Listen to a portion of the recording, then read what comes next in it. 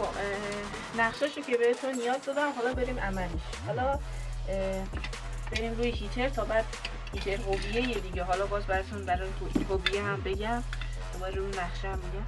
خب الان توضیح که دادم روی نقشه، این سیم ارتسه که میخوره به بدنه. به این کار نه، اصلا توی هیتر اصلی هم این سیم وصل میشه فقط به بدنه هیتر و هیچ کارهای خاصی نه، جلوگیری از برق گرفتگی نمیکنه، چون مثلا وصل نیست به یک آهنی که توی ساختمونه، فقط به همون چیز وصله. حالا شما اگه دوست داشتید میتونید سیم بکشید و بزنید، ولی یک کار اضافه ایه.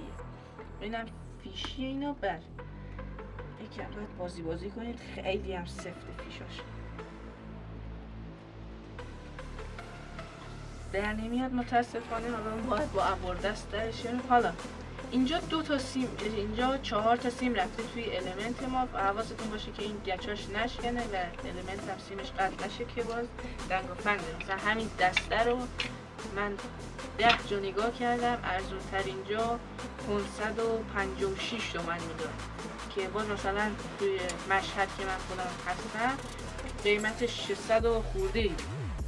حالا ما اینجا 2 تا سیم داریم که من از قبل اینا رو کندم که تست بوقش رو بگیرم به شما نشونم. 2 تا سیم رفته به المنت، این 2 تا سیم دیگه اصلا باشون کار نداره، اینا مال دما و اینجور چرت و پرتا که اصلا به کار من نمیاد. حالا شما اگه می‌خواستید یک هیتر خفن‌تر درست کنید، تجهیزاتش بیشتر باشه، میتونید این کار هم بکنید، دما هم میتونید.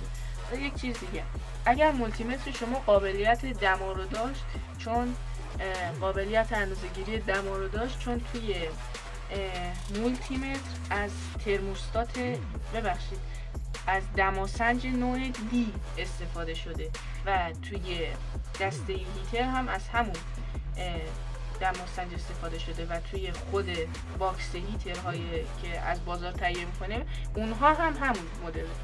حالا من که به ترموستات و دما و اینجور کارا کنم، 2 تا سیم داریم که اینا چی؟ 2 تا سیم داریم که از المنت اومده، سیم آبی و نارنجی. حالا من اینا رو تستاشو گرفتم، اگر هم تست بگیرید با تست بوق که مثلا بذار بهتونش میدم.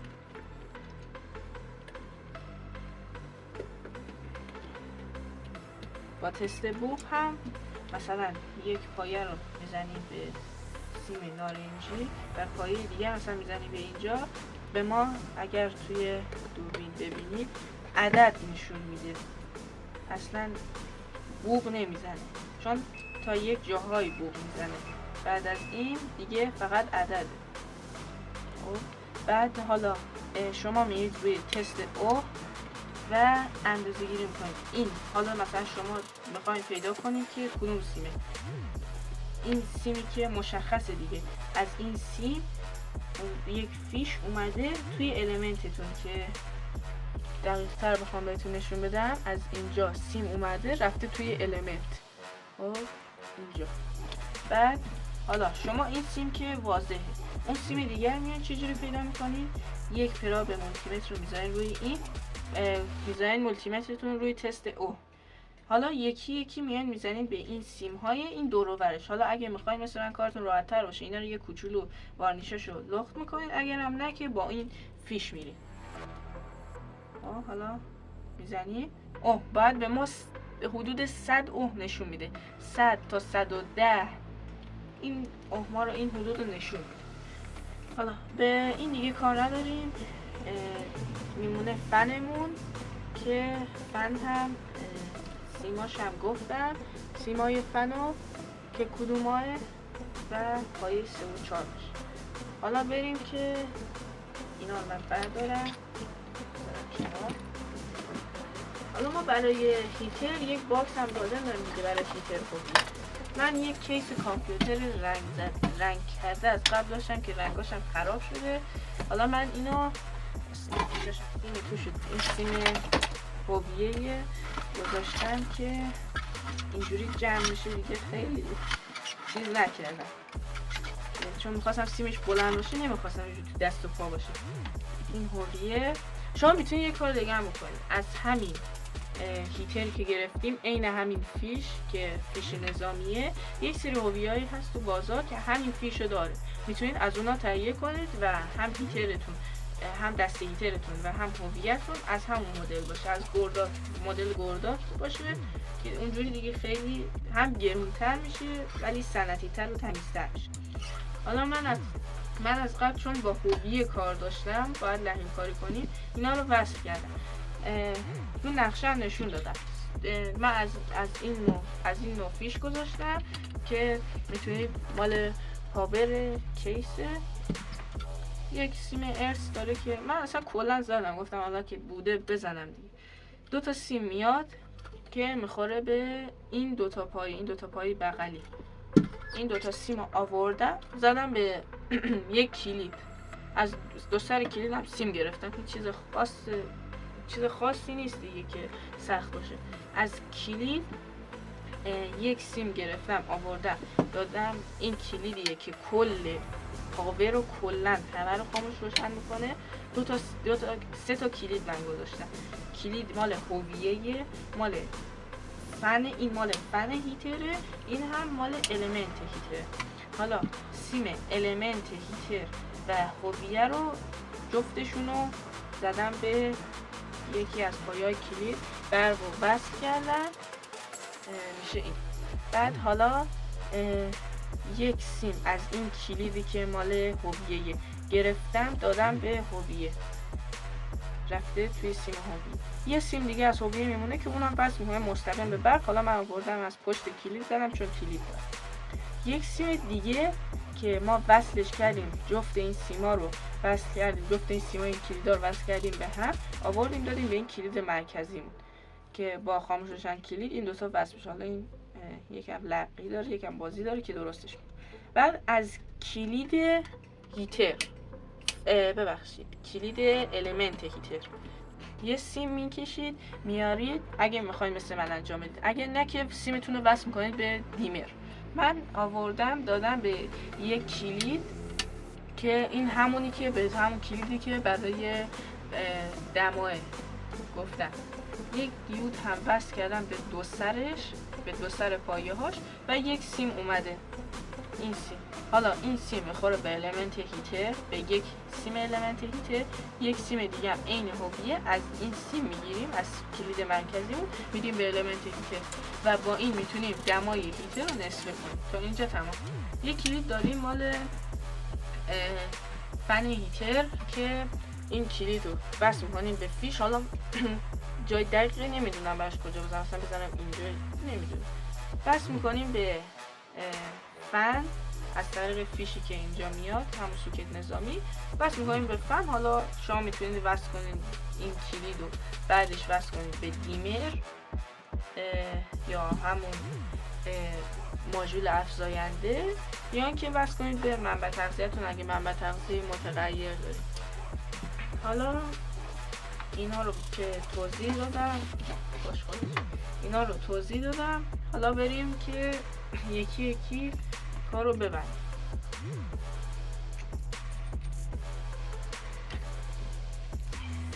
فیش سیفته چی میگیرش؟ موقعش رو باز میکنیم. حتما حواستون باشه که سوکت نظامی 8 پین میگیرید نری. من اینا رو توی یک تایم لپس سریع میبندم و آماده میکنم، بعدش بهتون نشون میدم.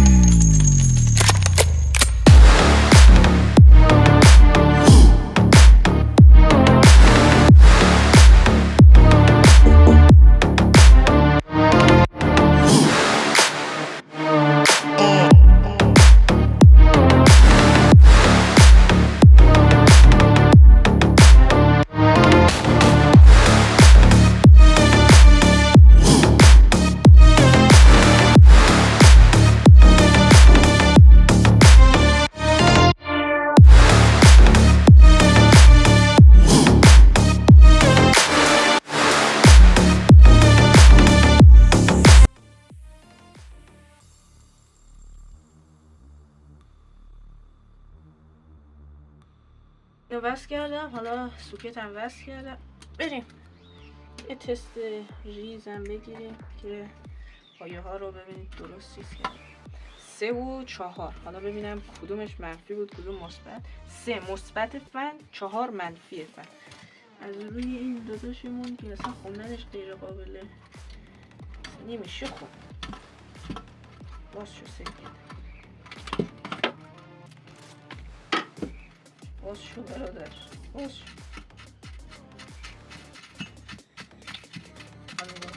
میری دارم. یک اعداد خیلی ریزی داره روش، اصلا دوربین زوم نمیکنه که دیده بشه. زوم کن دایی. زوم کن. یه اعداد ریزی داره روش، بعد اونا رو بتونید بخونید. من این پایه‌هاشو پیدا کنم. 3 چی بود؟ 3 مثبت. خب متاسفانه این گوشیم قطع شد. حالا بریم برای تستش. من اینا رو وصل کنم سریع.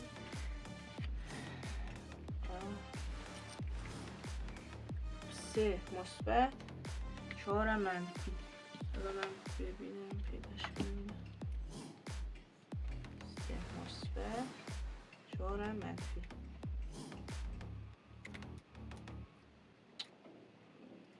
ای خدا این فیشاش انقدر کوچیکه که یه صدای کمی در اون راستی رو 7 ولت بده. برم بالاتر رو 24 ولت این صداشه. من خودشه داره باد میزنه. حالا بعد اون که بهتون گفتم باید حتما درست بذارید که باد رو از همونجا بکشه. صدا رو گوش کنید. من دستم میذارم روش.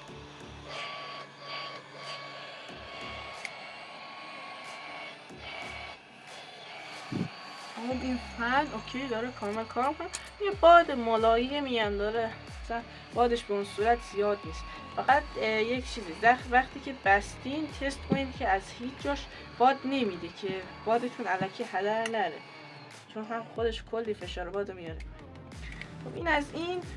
بریم نقشه هویه رو براتون بکشم. خودکارا که من دیوانه کردم. یه 3 تا خودکار. هویه که یک باز داره، یک نول. ببخشید من سعی می‌نویسم خطم بده. حالا میتونید از هویه چیز استفاده کنید. میتونید از هویه‌های خود هیترهای صنعتی استفاده کنید. دست هیتر گرداد. من یکم میارم بالاتر که تو دوربین دیده شه. یک فاز داره، یک نول که میاد سیما رو وصل میکنید به یک دونه دیمر.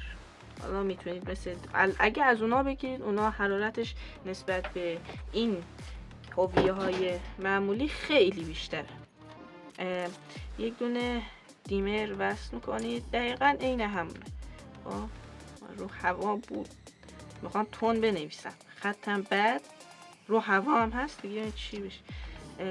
یه دیمر وصل میکنید. 2 تا سیم همون 220 با یک ولوم داره. کم و زیاد میکنید برق و دماش دیده بشه.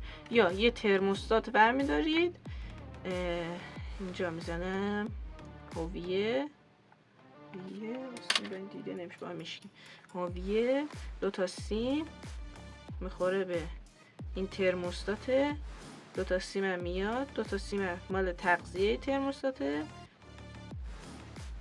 تغذیه که می‌نویسم یه تغذیه ترموستاته. اینم که 220 مثل همون. 2 تا کلید هم داره که میکرو سویچه. منم خیلی قشنگ بلدم بکشمشون. عالی. من نمیدونم میکرو سویچه چه یکی کوچیکه یکی بزرگ. یک صفحه نمایشگر هم روش داره که شما با اون میتونید دما رو کنترل کنید. یه سیم دیگه هم داره که میخوره به، اگر حالا من عکس ببینم میتونم پیدا کنم عکسش یا نه، براتون عکس هویه رو صفحه میذارم. هویه‌های گورداکو که یک سیم هم داره مال ترموستات، مال دماسنجشه که مال میزنید به سیم هویه، به سیم دماسنج هویه، بعد روی ترموستات دماش نشون میده. و اگر هم مثل مولتیمتر هایی دارید که من که ندارم، مولتیمترم قابلیت اندازه‌گیری دما نداره، ولی اگر مولتیمترتون قابلیت اندازه‌گیری دما داره میتونید از اون استفاده کنید.